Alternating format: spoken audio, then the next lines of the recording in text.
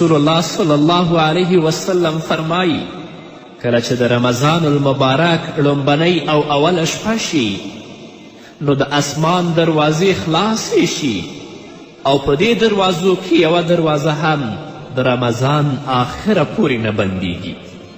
د روژې مبارکه میاشت په اوله شپه د اسمان ټولې دروازې خلاصیږي او تر څو چې د روژې مبارکه میاشت نه وي تیره شوې یوه دروازه هم نه بندیږي.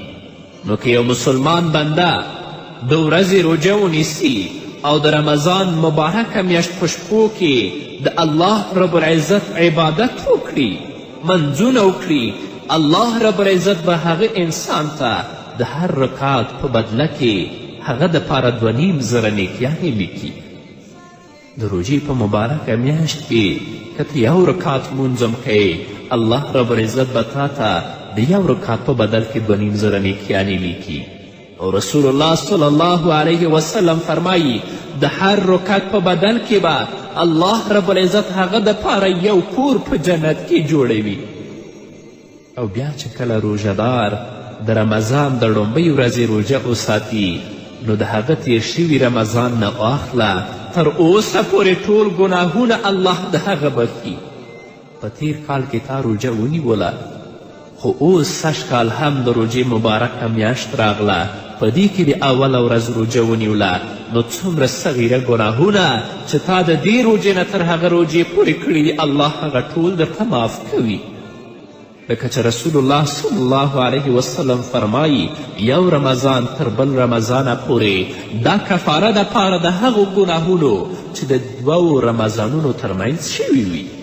خو که بیا هم د رمضان په مبارکه میاشت کې تا د تضرع او عاجزي لاسونه الله ته پورته کړل، د خپلو ګناهونو بخښنه دې د الله نه وغوښتله، توبه دې وویستله، هیله ده چې الله رب العزت ستا کبیره ګناهونه هم معاف کړي.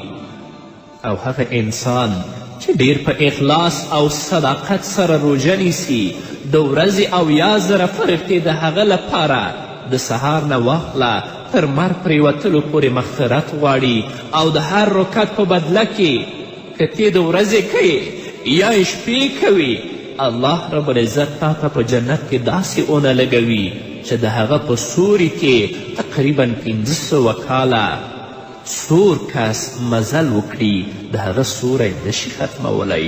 دا څومره فضائل دي، څومره زیات فضیلت دی. نو په یو رکعت باندې څومره الله تا ته ثواب درکوي.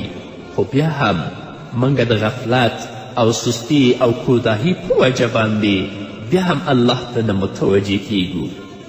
د ورځې هم په لا و لعب باندې مصروفه یو او چې کله شپه شي ستړي یو خوراک وکړو مونځ وکړو یا ونه کړو بیا د خوب بسترې ته ورغلي یو عبادت طاعت د کلام د الله رب العزت د کلام تلاوت هر څه رانه پاتې. الله رب العزت دې موږ د خپل فضل او رحم نه محرومه کوي. نو قدرمنو اوریدونکو د رمضان په مبارکه میاشت کې د الله رب العزت رحمت د تیز باران په شان باندې وریږي.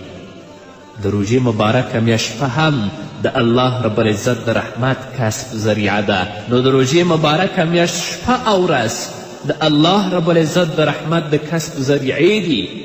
په ورځ کې روژه نیول او په شپې کې تراویح کول، د الله رب العزت طاعت او عبادت باندې مصروف او مشغول ساتل ځان، دا ټول هغه شیان دي چې الله رب العزت داسې انسان په خپل رحمت کې رانغاړي او دې ته بخښنه کوي او الله رب العزت تل لپاره د نیکو اعمالو توفیق ورکوي. ځکه رسول الله صلی الله علیه وسلم فرمایي من صام رمضان ایمانا و احتسابا غفر له ما تقدم من ذنبه. څوک چې د رمضان مبارکه میاشت روژه ونیسي د اخلاص او د ایمان له مخې الله رب العزت د هغه مخکینی ټول ګناهونه ورته بخي، صغیره ګناهونه به الله وبخي. خو که اخلاص او صداقت نه دا ګناهګار انسان د خپل د عاجزي لاسونه الله ته پورته کړي، د الله نه بخښنه وغواړي، هیله ده چې الله رب العزت ورته د هغه کبیره ګناهونه هم معاف کړي. نو راشئ قدرمنو اوریدونکو د روژې په مبارکه میاشت کې دروغ پرېږدو، د روژې په مبارکه میاشت کې غیبت پرېږدو، د روژې په مبارکه میاشت کې سپکې سپورې خبرې پرېږدو، د روژې په مبارکه میاشت کې حرام قتل پرېږدو.